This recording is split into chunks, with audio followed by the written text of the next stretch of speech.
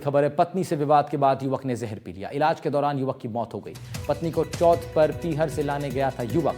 परिजनों ने ससुराल वालों पर जहर देने का आरोप लगाया है। आंबापुरा थाना क्षेत्र के मेदिया डिंडोर गांव की ये घटना है, जहां पर अपनी पत्नी को चौथ पर पीहर से लेने गया युवक और पत्नी से विवाद के बाद युवक ने जहर पी लिया था। इलाज के दौरान युवक की मृत्यु हो गई है। परिजनों ने ससुराल वालों पर गंभीर आरोप लगाए हैं।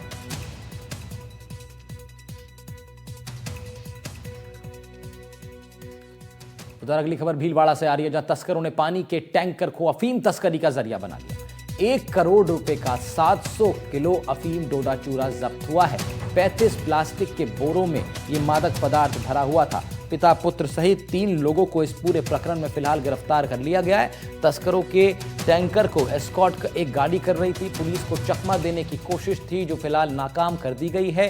1 करोड़ रुपए से ज्यादा का 700 किलो अफीम डोडा चूरा जब्त कर लिया गया। पानी के टैंकर को अफीम तस्करी का जरिया बनाया गया था, लेकिन पुलिस को भनक लग गई थी। ऐसे में कार्रवाई करते हुए 1 करोड़ रुपए की कीमत वाले 700 किलो अवैध अफीम को जब्त कर लिया गया। तो राजधानी जयपुर में डंपर से हुए दर्दनाक हादसे के बाद अब झुंझुनू पुलिस भी हरकत में आ गई है। नवलगढ़ में पुलिस और नगरपालिका ने मिलकर अतिक्रमण हटाने का विशेष अभियान शुरू कर दिया है। आज सब्जी मंडी चेकपोस्ट से लेकर सीकर रोड तक सड़क किनारे बने अवैध ढांचों को जेसीबी की मदद से हटाया गया। कई दुकानदारों ने खुद ही अपने ठेले और टेबल हटाकर प्रशासन का सहयोग किया। थानाधिकारी राधेश्याम सांखला ने बताया कि यह कार्रवाई उच्च अधिकारियों के निर्देश पर की जा रही है और इसका मकसद सड़कों को सुरक्षित बनाना है। अतिक्रमण सड़क हादसों की बड़ी वजह बनते हैं, इसलिए सख्ती जरूरी बताई गई है। ट्रैफिक नियमों की अनदेखी करने वाले वाहन चालकों के चालान भी काटे गए हैं। नगरपालिका ने साफ कर दिया कि अभियान आगे भी जारी रहेगा और दोबारा अतिक्रमण करने पर सख्त कार्रवाई की जाएगी।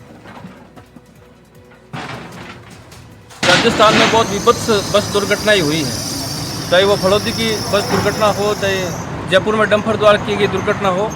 इस संबंध में माननीय मुख्यमंत्री महोदय, राजस्थान सरकार और डीजीपी साहब राजस्थान पुलिस एवं एसपी साहब झुंझुनू द्वारा प्रदत्त निर्देशों के तहत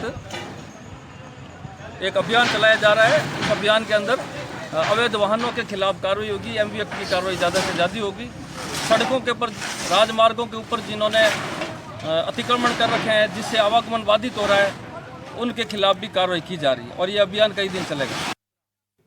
अंता विधानसभा उपचुनाव जैसे जैसे नजदीक आ रहा है, राजनीतिक तापमान बढ़ रहा है। अंता विधानसभा में हलचल मची हुई है। कांग्रेस और बीजेपी ने अब तक की सबसे तेज और तीखी बयानबाजी शुरू कर दी है।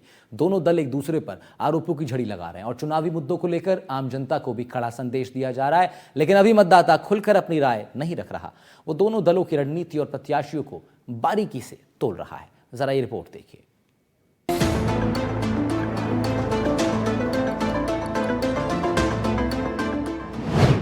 अंता में वोट की जंग तेज, कांग्रेस और बीजेपी ने झोंकी ताकत।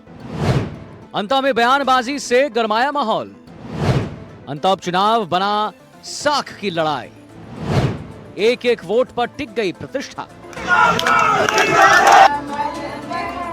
बीजेपी का, आरएसएस का तो काम ही जनता को भ्रमित करना है। एक रीति नीति और एक संस्कारवान पार्टी है और एक विजन लेके काम करने वाली पार्टी है।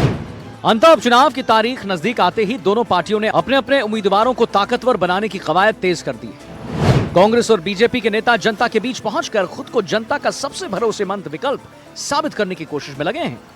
कांग्रेस ने अंता में अपनी पूरी ताकत झोंक दी। कांग्रेस ने बड़े नेताओं के साथ अब छोटे नेताओं की पूरी फौज को जिम्मेदारी सौंप दी है। पूर्व डिप्टी सीएम सचिन पायलट ने अंता, सीसवाली, मांगरोल में रोड शो किया और सरकार के कामकाज पर जोरदार हमला बोला।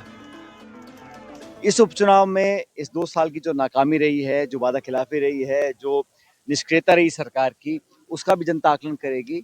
और अंता में शुरू से ही हमेशा कांग्रेस पार्टी बहुत मजबूत रही है। इस बार भी सब नेता वहाँ प्रचार कर रहे हैं और हमारी पूरी पार्टी के तमाम कार्यकर्ता इस कोशिश में लगे हैं कि वहाँ कांग्रेस पार्टी कैसे जीत कर जाए। और उसी लिए आज मैं प्रमोद जैन भाई जी के प्रचार के लिए आज अंता है।